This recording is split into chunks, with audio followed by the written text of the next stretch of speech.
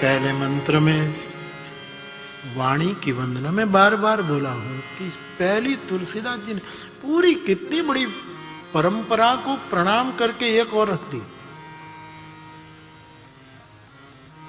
वरना हमारे यहां परंपरा रही कि स्वस्ति श्री गणेशाय नमः, पहले हमेशा गणेश जी से हम प्रारंभ करते।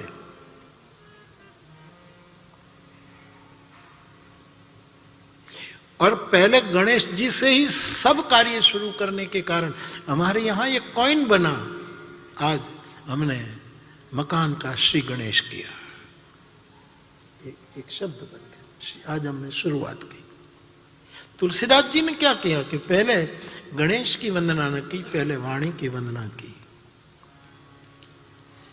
गणेश जी को बुरा लगा होगा, खबर नहीं, लेकिन किसी चाड़ीखोर होते, चुगलीखोर होते, उस गणेश के पास गया कि देखो आपकी पहली पूजा होती है और यहां तुम्हारा नाम निकाल दिया, दूसरी जगह पर रखा और वाणी को पहले बिठाया। तो तुलसीदास जी ने जवाब दिया कि इसमें गणेश को दुख नहीं लगा है और मैंने कई अर्थों में वाणी शब्द का प्रयोग, क्योंकि गणेश की स्तुति करने के लिए, प्रथम स्तुति करने के लिए भी वाणी की तो जरूरत पड़ेगी ना, इसलिए पहले वाणी। बिना वाणी कैसे बोले? और विनय पत्रिका में गोस्वामी जी ने यह क्रम अचूक निभाया कि पहले वाणी, पहले बात करनी है गणेश, लेकिन वाणी तो चाहिए।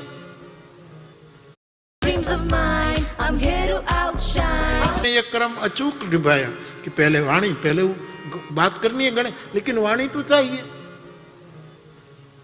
मातृशक्ति की प्रथम वंदना विनय में तो लिखा, गाएंगे।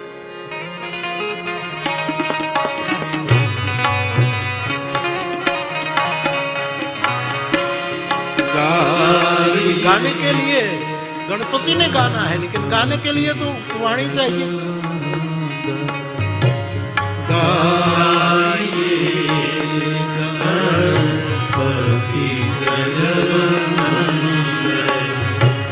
शंकर सुवन भवानी नंदन, शंकर सुवन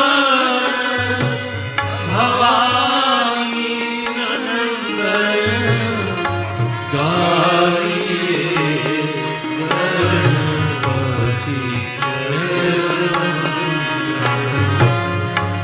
गाइए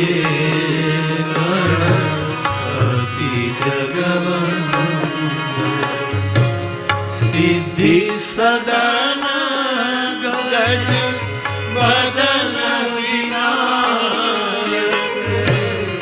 सिद्धि सदन गज बदन विनायक, कृपा सिंधु सुंदर सबला, कृपा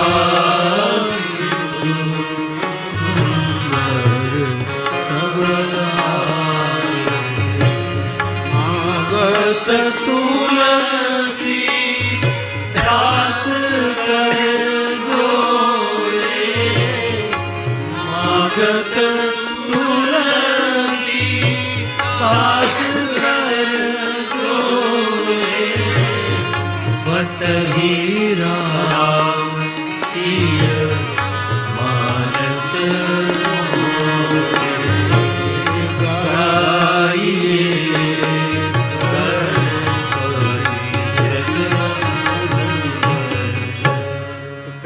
वाणी और विनायक की वंदना की, उसके बाद शिव पार्वती की वंदना की, उसके बाद पहले 2 वंदना वाणी विनायक, फिर शिव पार्वती, ऊपर 4 वंदना, फिर केंद्र में गुरु वंदना।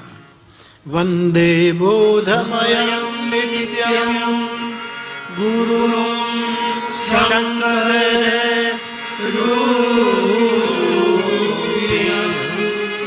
यमाश्रितो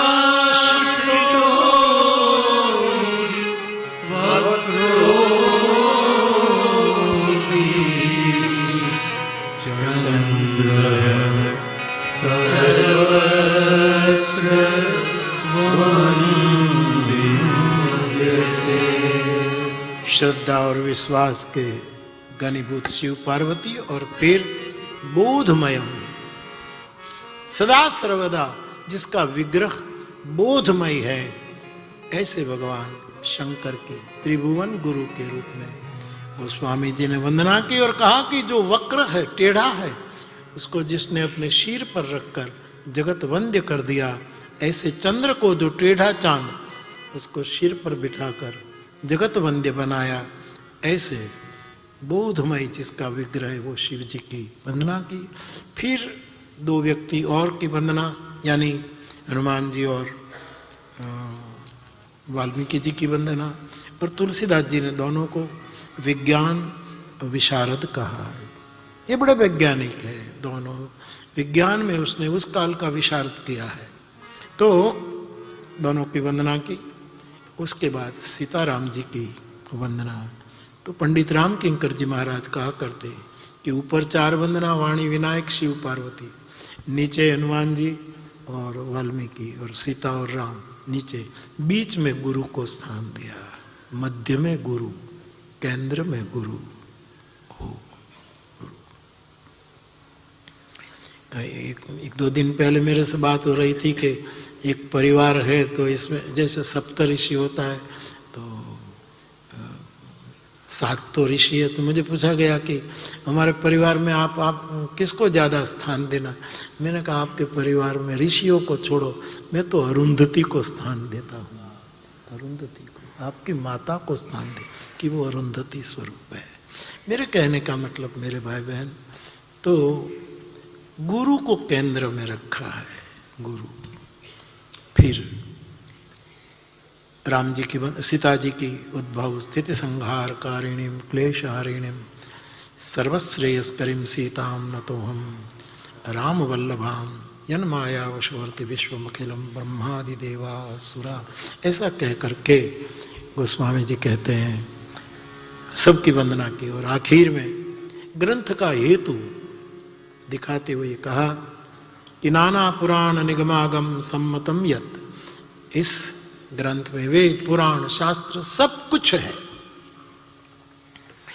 और कुछ और भी है। कोई भी ग्रंथ हो इसमें सब कुछ होता है, सदग्रंथ उसके सब कुछ होता है। लेकिन गोस्वामी जी की विशेषता यह है कि क्वचित अन्य तो भी कुछ बिलक भी है जो ग्रंथों में नहीं है, जो ग्रंथों में नहीं, जो बुद्ध पुरुषों की अपनी अनुभूति होती है वो इसमें है, क्वचित अन्य तो भी। मेरे तो मन में ये सब मनोरथ होते रहते हैं, वो ना हो भगवान जाने, लेकिन मेरे मन में बहुत समय से एक चक्र चल रहा है कि कभी मैं मानस क्वचित अन्य तो भी, मानस से हटकर क्या क्या चीज है उसका संवाद। इसमें तो है सब कुछ, क्रम अनुक्रमणी का लो ना, इसके बाद ये, इसके बाद ये, इसके बाद ये, इसके बाद, लेकिन जो पकड़ में नहीं आ रहा है